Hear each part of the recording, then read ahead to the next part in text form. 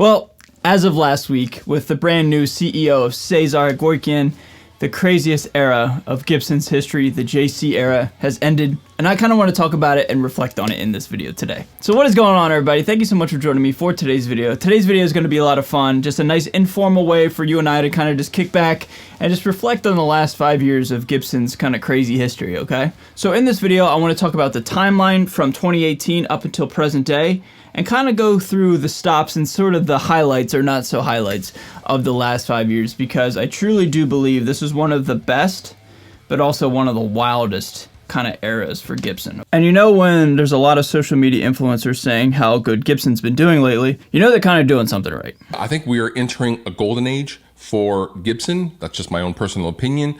The fit and finish on this is worlds better than the other guitars I had that were made 2 years ago, right at the beginning of the transition for Gibson. And Gibson is undoubtedly in a much better place in terms of quality, in terms of reputation, in terms of focus, also in terms of not being bankrupt. In my opinion, Gibson have definitely stepped it up in the past 4 years, and it's going to be interesting seeing how they will, keep this up. That is a shit job, and that is shit quality. And Gibson, you should be embarrassed to have put this guitar out in the public. Well, not everybody. So how did we get here? Well, it all started actually on May 1st, 2018, where Gibson filed for Chapter 11 bankruptcy. I can personally remember being very new to the whole YouTube game, but I remember this took over the guitar community for several months and honestly for the entirety of 2018. The narrative going around in 2018 was that Gibson was dead, man. They were done, their ship had sailed, and that was more or less just like the end of the iconic Gibson. This Les Paul's really great, but you know what it's missing?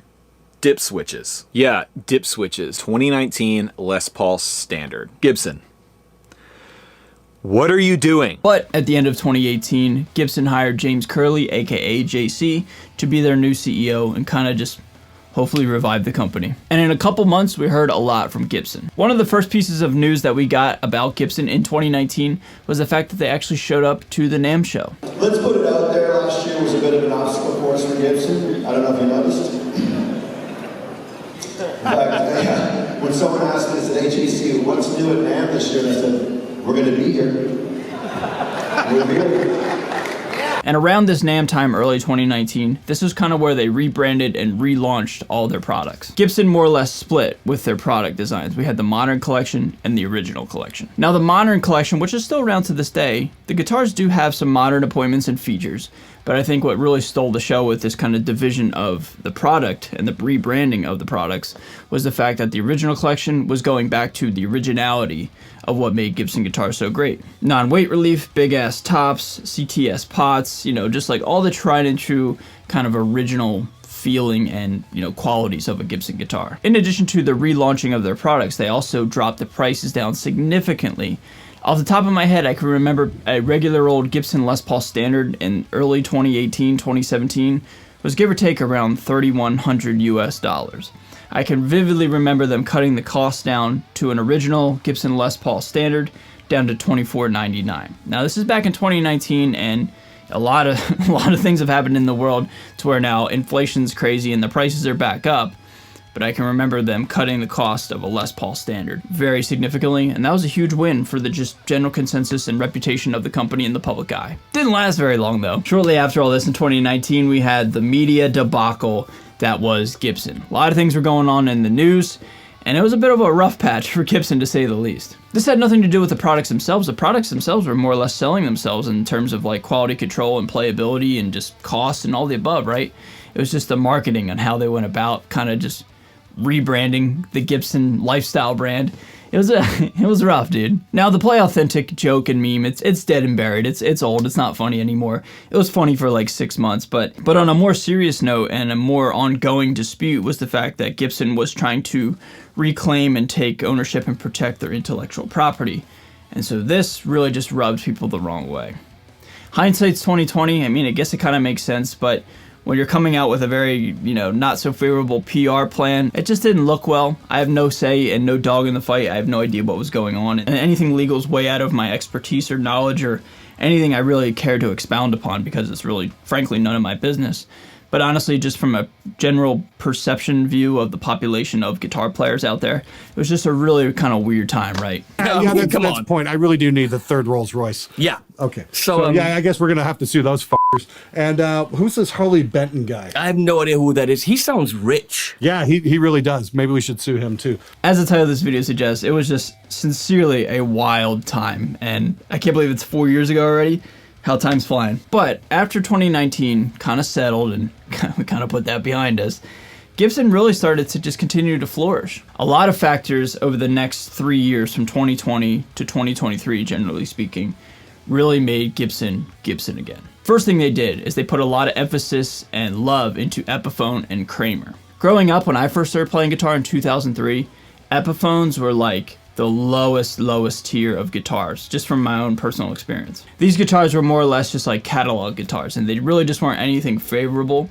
That reputation has died a long time ago, and Epiphone guitars are honestly some of the best import and just like mid-tier guitars on the market today. You don't have to look very far to find an Epiphone on a big giant stage or a big giant artist endorsing and playing an Epiphone. That doesn't necessarily mean that if an artist plays a guitar, it's definitively good, but the reputation and the quality behind the brand Epiphone and Kramer is certainly a lot better than it was when I first started playing guitar. Next thing they did, they got literally almost every hard rock and metal icon on their artist roster. This morning I was sitting down taking notes for this video, and once I went back and just thought of all the artists that Gibson acquired in this 5-year span, and more specifically in this like 3-year span from 2020 to present day, I was like, oh my god, dude, I was blown away with how many amazing legendary artists they were able to acquire and or come out with some sort of product with their name attached to it in this short time frame. It was really astounding, honestly. And speaking of these artists, what Gibson started to do, and you can't blame them, is they would make a really limited quantity of guitars and then sell them as like a big giant collector's piece, more than just the guitar themselves. I mean, we're talking about the first rendition of the Adam Jones Silverburst Les Paul Custom. We're talking about going to dinner with Kirk Hammett. you know, as you do when you buy a guitar, you go to dinner with Kirk, you know, stuff like that, right? my point is the fact that like Gibson was selling a guitar, but also to adding like limited edition swag or case candy or signed posters or, you know, a whole bunch of stuff going to dinner. I don't know, it's just so funny to think about when I say that out loud. I don't know why it's cracking me up.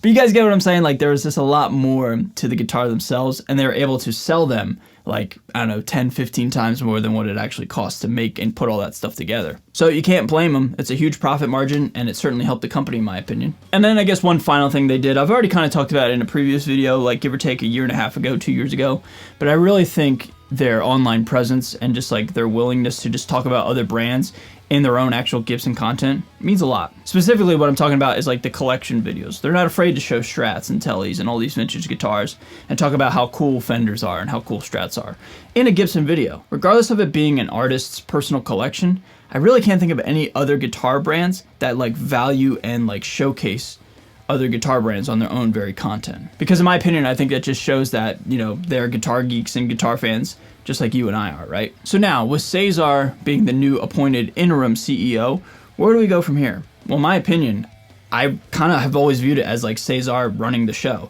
And that's not any discredit to JC or anything like that, but Cesar's always been the dude and always been like the face of Gibson for the last 5 years. He's very animate about social media. He loves doing his leaks on his own actual Instagram, stuff like that. And he just genuinely seems to enjoy the brand and enjoy guitar. I say that it feels like it's always been Cesar's show for the last 5 years just because he just seems to really be enthralled with the actual, like, I don't even know what to call it, like the lore and the mystique of being a guitar fan and a Gibson fan. Not to say JC's not a fan of all that. You guys know what I'm saying though, right? And my own personal hope and wish about Gibson going forward is that they just kind of continue to have a favorable reputation in the public eye. As of right now, I'm well aware of the fact that like Gibson is very keen on the collector's market and selling guitars for, you know, $50,000. Like, that's just what they're into right now, and I'm not going to wish that that's not a thing for the time being. I can't fight it. It's just, it is what it is, and it's kind of cool, even though I can't afford any of that stuff, right? So I just hope that they just continue to just swing in the right direction. We had some missteps in 2019 and along the way somewhere, but I just hope that we can just continue to just push it in the right direction. That's all I hope for. So yeah, everybody, to kind of wrap up this video, it's been a wild time over the last 5 years of Gibson. A lot of good, a lot of unfavorable stuff, and a lot of like everything in between. But it's been fun just kind of being here on the internet for the last 5 years and documenting all this.